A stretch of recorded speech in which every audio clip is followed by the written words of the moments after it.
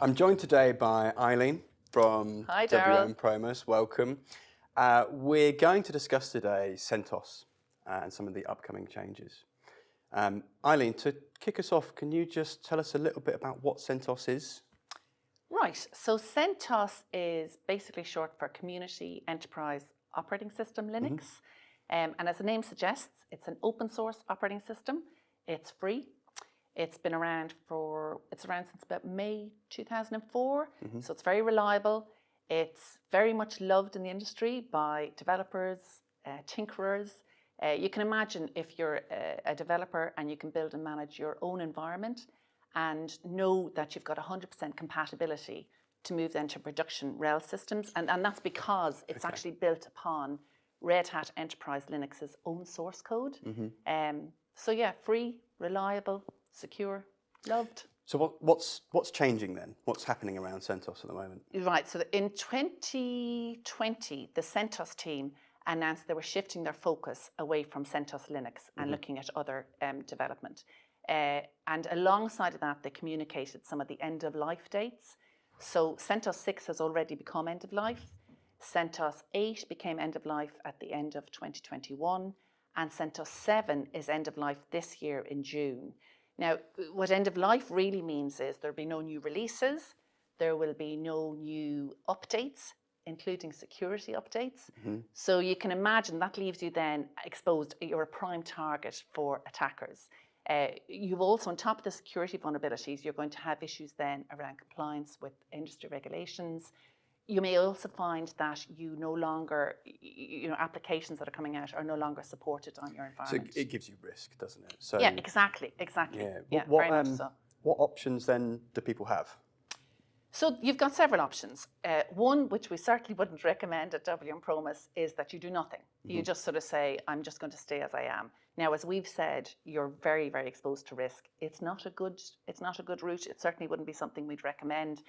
Your other option is you consider moving to, for example, something like CentOS Stream, which is the later version of RHEL. It can almost be thought of as a continuous rolling beta of RHEL, but then you've got compatibility issues. Because you're always on the you're on the exactly, you're on the sort of later version. Yeah. You could consider moving to a non-RPM distro, such as Debian, Ubuntu, and so on. But Red Hat open source code won't be available. There's legal issues around that. So again, you're compatibility exposed, risks. compatibility issues, and exactly, you're exposed again. So one of the things we're talking to our own clients are, if you're keen to have a RHEL compatible operating system, why not just move to Red Hat Enterprise Linux itself? And that's something that we've been working on with the majority actually of our clients. Yeah, so can you talk me through an example of where you've done that then for one of your clients? Yes, so a recent one we did was University of Sussex. Okay. So Sussex are a public research institute down in East Sussex in England.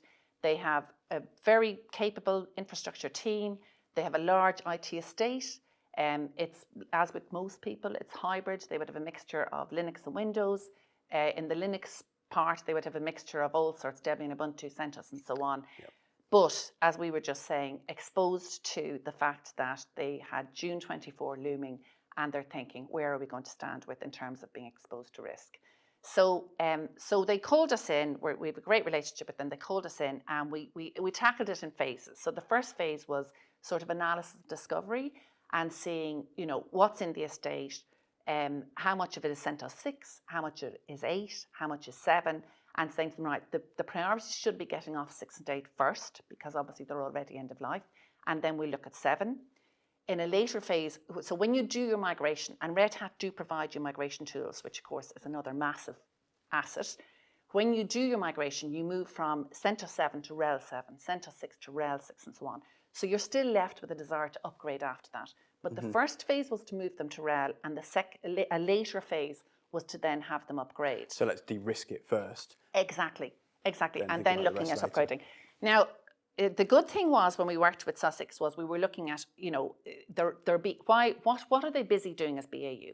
And why is so much of their time being sucked up doing that alongside of this migration? And what we were finding was, as with lots of infrastructure teams, they're just swamped keeping the lights on. So we started looking at some of the tasks and saying, actually, these could be automated. And we specifically looked at Red Hat's offering of Ansible, which is an automation configuration management tool and allows you basically introduce infrastructure as code into your organization. And we ran this alongside the migration project. So not only were we using the Red Hat migration tools, but we also built Ansible playbooks that automated some of the tasks that you have to undergo as part of the migration.